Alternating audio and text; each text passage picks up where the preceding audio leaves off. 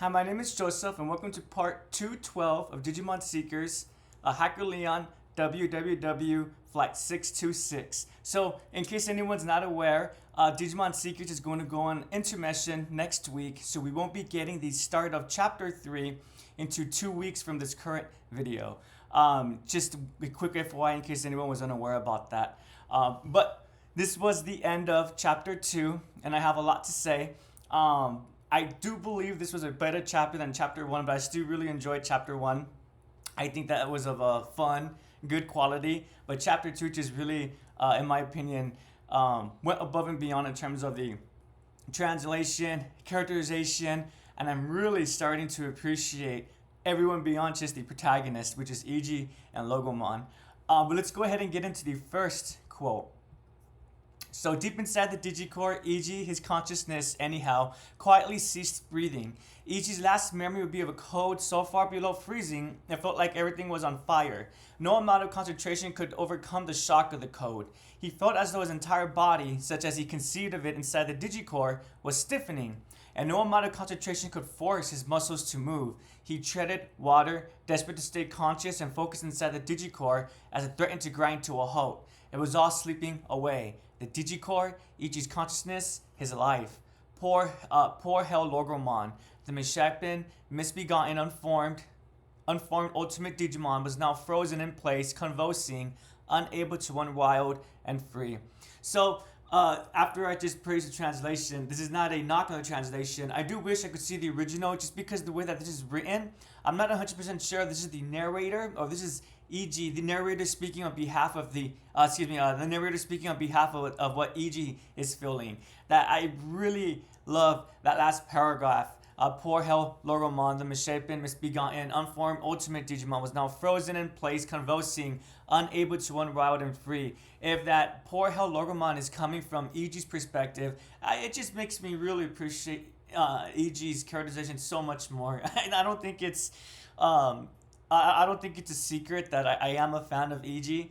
And the more I discover about him, the more he's just becoming quickly one of my favorite Digimon protagonists, even above the original cast, Taichi / Yamato, and even above Takato, and dare I say even above Masaru. And I really enjoyed Masaru. When I watched Digimon Saviors, he quickly shot up there, even though he was a non-traditional Digimon protagonist, I would argue. He really shot up there. But what I just appreciate so much is that E.G. is obviously thinking about his own circumstances. He thinks he's dying, and if this is his perspective, the fact he's still thinking about how Logomon really shows that he's the perfect partner for Logomon. He's in this, not this being code cracking. He's in this not for himself, but truly to help enlighten the community that he's a part of. I probably sound like I'm just gushing now, but again, I just really appreciated it.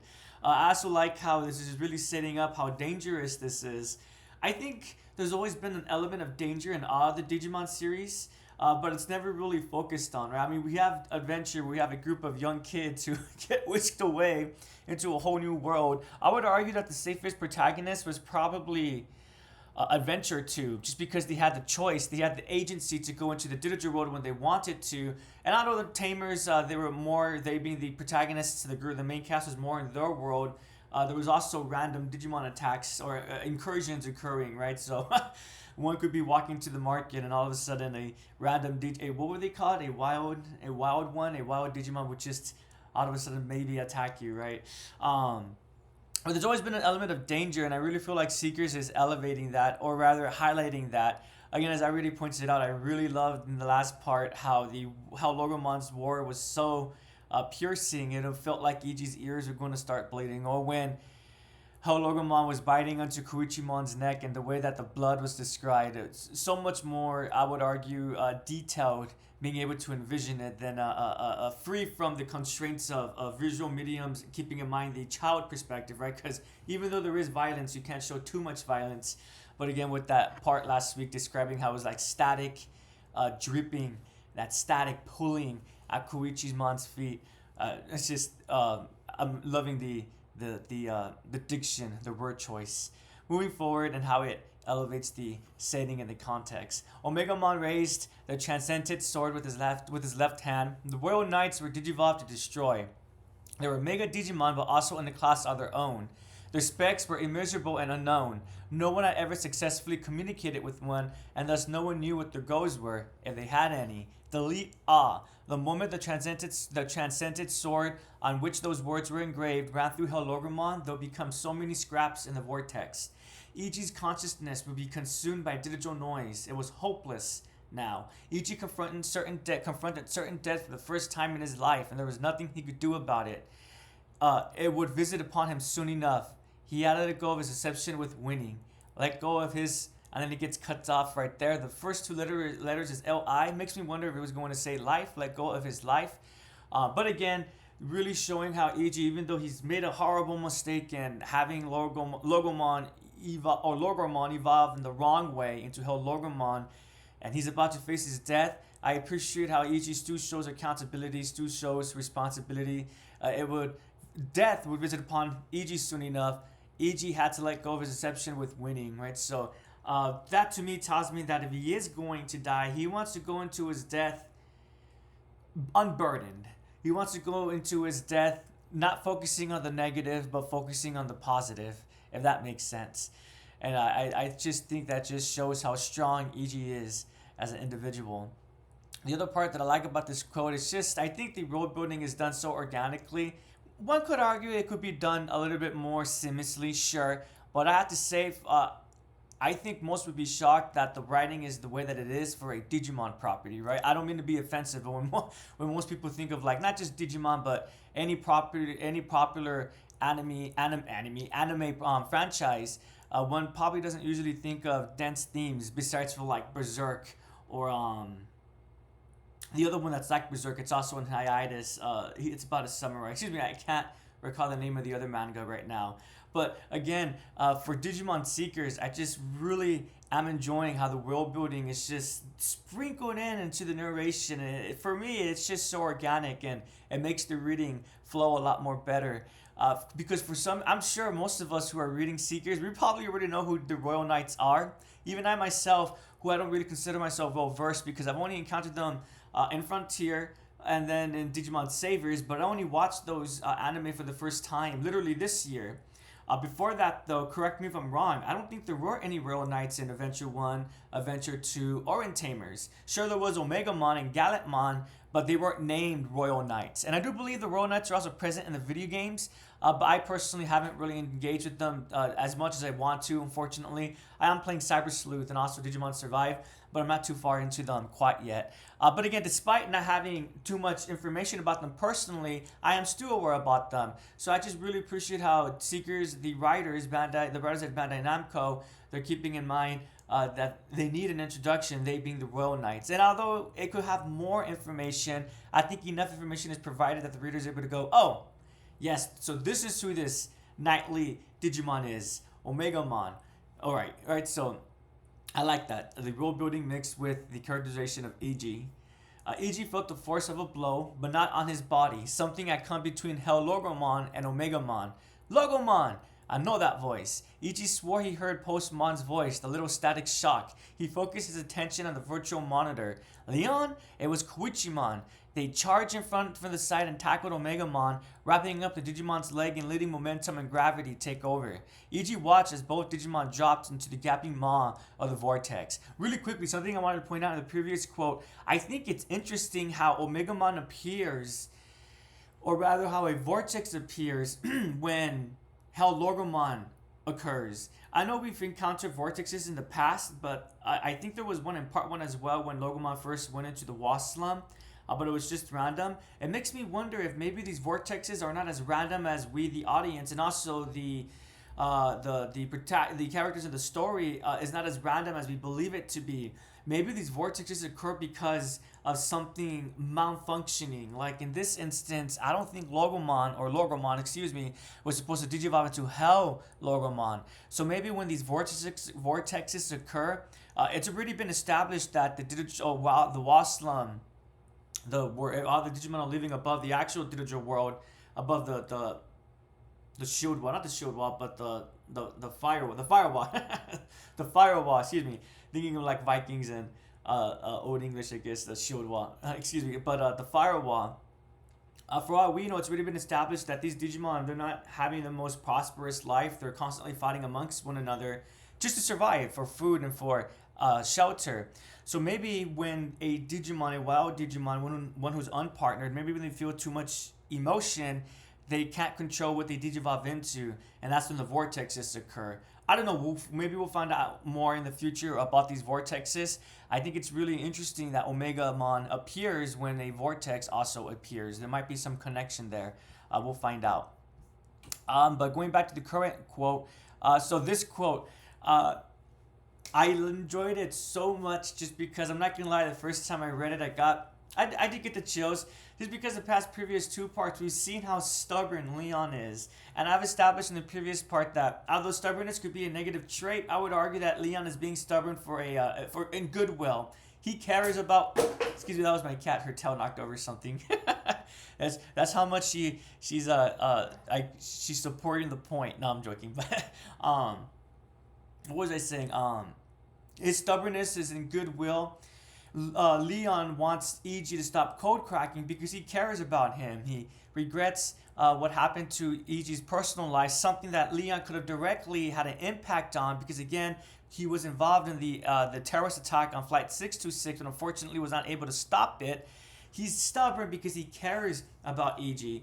And something that I didn't mention this in the last part just because, to be honest, I was leaning towards neutral, so it's not really understanding were they being negative, and I don't think that was their intent. Hence why I didn't want to talk about it. Because I felt like it might just be nitpicky, not nitpicky, but I don't want to introduce negativity when it's possible that it's not there.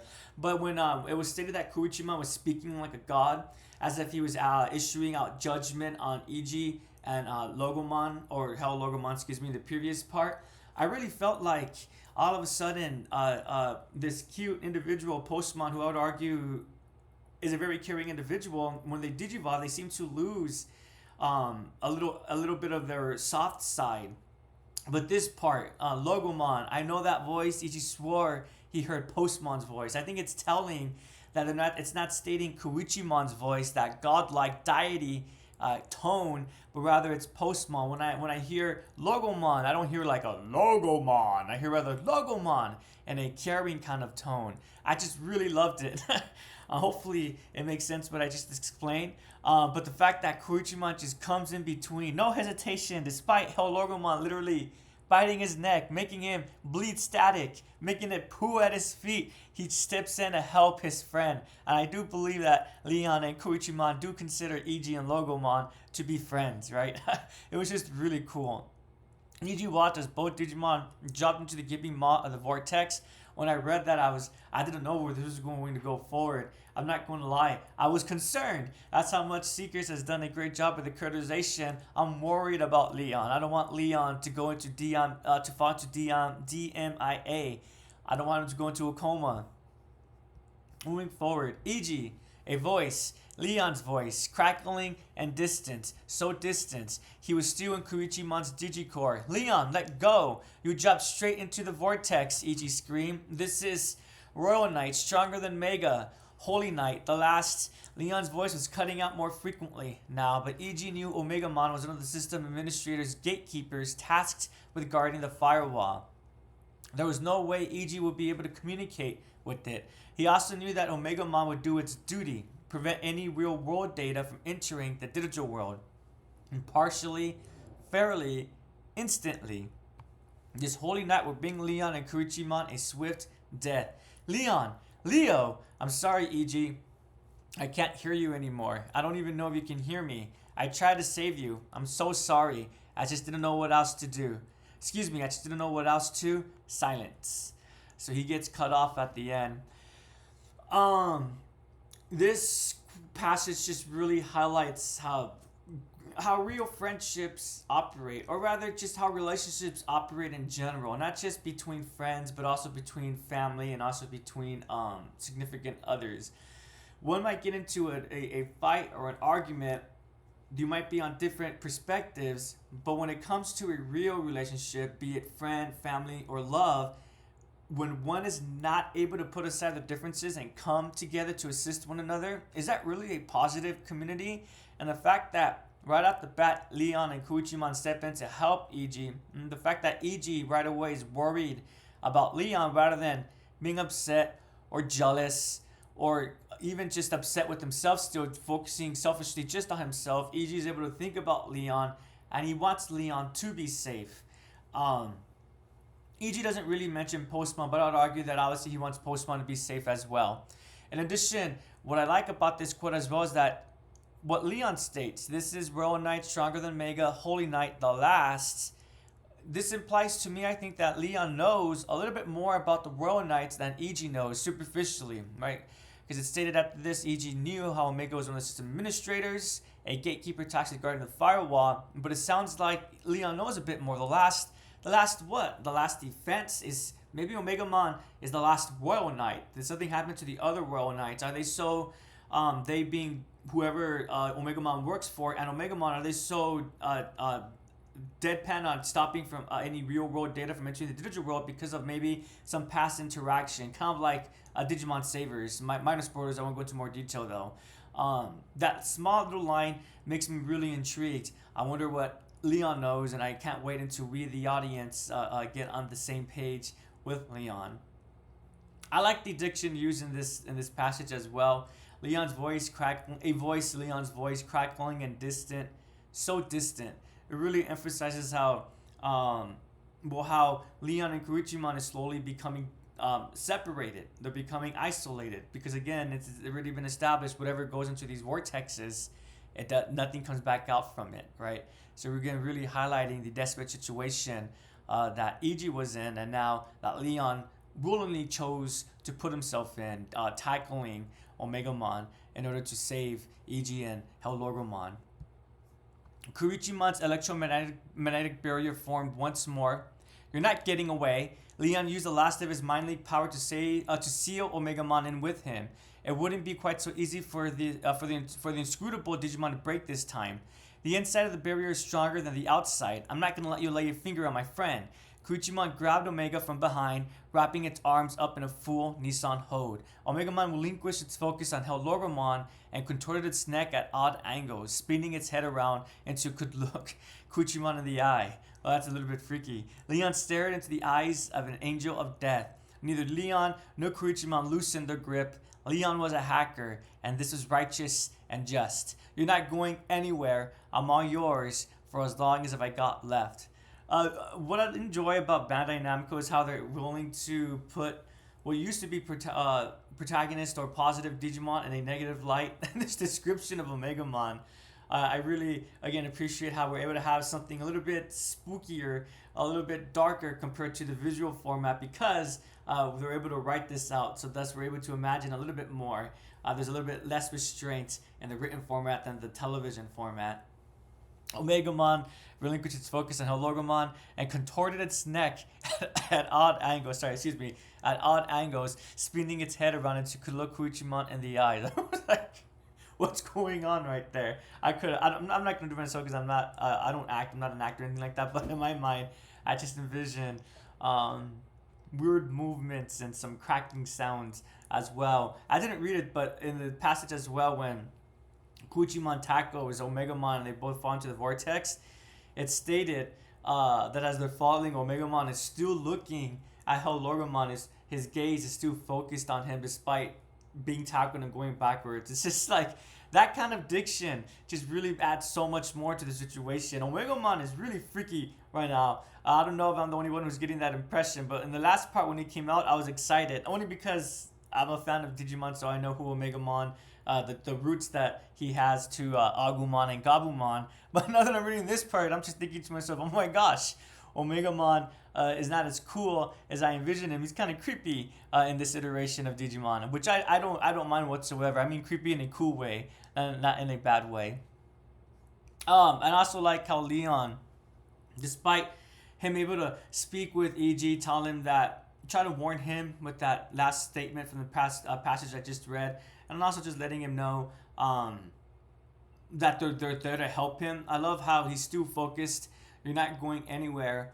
I'm all yours for as long as I got left. Right? It's just again his conviction. I see that same kind of determination with EG, and I really do appreciate how there's just two individuals on the same coin, two individuals on different sides of the same coin. Again, Ichi's already said he doesn't code crack for anything illegal or negative. He's trying to do something positive with his life and the community. And obviously, why is Leon a hacker? For the same goal, to create a positive community. And we're seeing that in action right now. Really great. I really did appreciate Leon when he first came out. I really did like Postmon as he started when he was first introduced. But I'm not gonna lie, I still am a bigger fan of EG and Logomon, but oh my goodness, Leon and Postmon is definitely shooting right up there. And again, as someone who didn't really like Postmon at first, before Seekers, when I first saw Postmon via the Vital Bracelet marketing and everything like that, I kind of thought, oh, who is this wannabe knockoff Agumon? What's going on here? But I never would have thought that I'd be enjoying Postmon so much. I love his character. As I already stated, he reminds me of Terriermon. And like Terriermon, he knows when to be brave when he needs to be, or strong when he needs to be. But also, he knows when to be loose. Maybe a little bit too loose when it's maybe not necessary, right? But that's why we love Terriermon, right? Because of the things that he says and does. And I would argue that Postmon is very similar in that regard too. That's when it happened. They're through, EG yelped. The virtual monitor was suddenly free of errors and his commands were finally registering. EG was back in touch with his partner Digimon. Hell Logomon, finally free of the freezing blast from Omegamon's Supreme Cannon, forced himself into recovery mode and downgraded to Rookie. Really quickly, one complaint I do have is just the pronoun use. I think this is the first time where they're actually using not it. Usually when they talk about Postmon or Logomon, they say it or itself, and I do my best not to do that. So I do wish there was some uniformity. That's why I stumbled. I was like, oh, themself, himself, or themself. So better than itself, though, honestly. Back to the fuzzy little wolf who spent so many nights curled up on the loft in EG's apartment. Logomon, hang in there, buddy. EG, what's happening? Logomon was okay. EG was still conscious, and his tools were back online. That meant the Digicore was also likely intact. EG enjoyed a brief moment of relief before calling out to Leon, who had just sacrificed himself to spare them both Omegamon's wrath. Get out of there, Leon. I get it. I've lost. I'll think about quitting code cracking. Just get out of there. He had no way of knowing if Leon would ever hear those words. So the fact that EG is willing to quit code cracking, that again really shows how much he does care about Leon and how much he appreciates the actions that Leon is doing. With that being said, though, obviously I'm hoping that is not true, and I would argue that EG being a code cracker is going to come into play in whatever way that they're going to rescue Leon or help Leon, wherever the story may be going forward from here. They being EG, Logomon, and the professor as well. I'm going to assume that he's going to be informed about the situation, but we won't find out until chapter 3. So I also like once we get Logomon back, he's back from being held Logomon. Just the way that EG cares about him. Again, we already discussed this, but it really emphasizes how EG is a caring individual. I think this just reiterates that. This highlights that again. And that's just something I do appreciate about EG's characterization.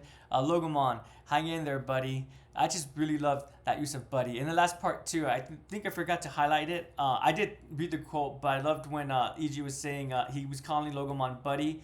But then he switched from buddy to Logomon because he realized how drastic, how serious the situation was. Just little things like that just makes me love EG so much. His characterization. Let me make sure that's everything I wanted to read. Oh, and then also I think it's interesting, that's when it happened. The virtual monitor was suddenly free of errors and his commands are finally registering. Again, is there a connection between the Vortex / Omegamon appearing and how Logomon not being able to control himself? Usually, I would argue the Royal Knights are typically neutral. I think besides for Frontier, they were not neutral.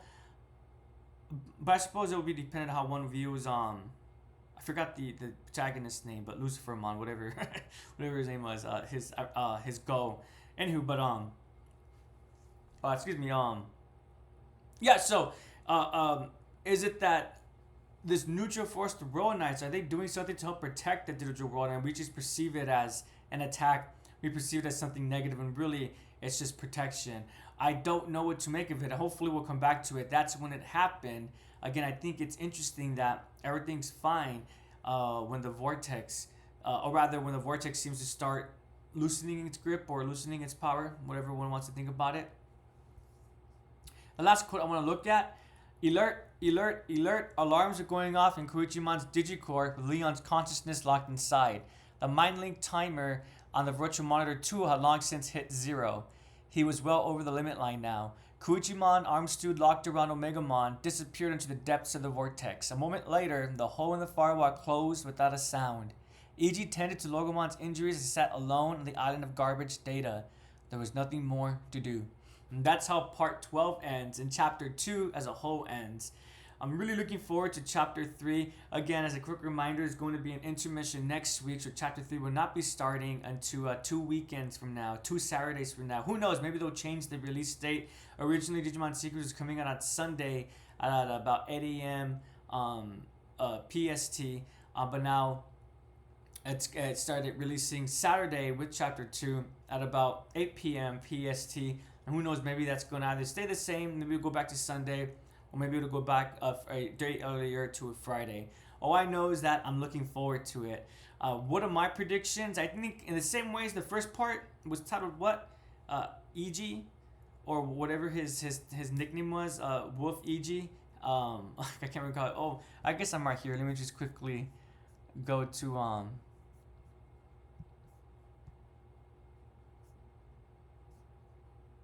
I say that I'm right here, but for some reason... Oh, here we go. Sorry, everyone.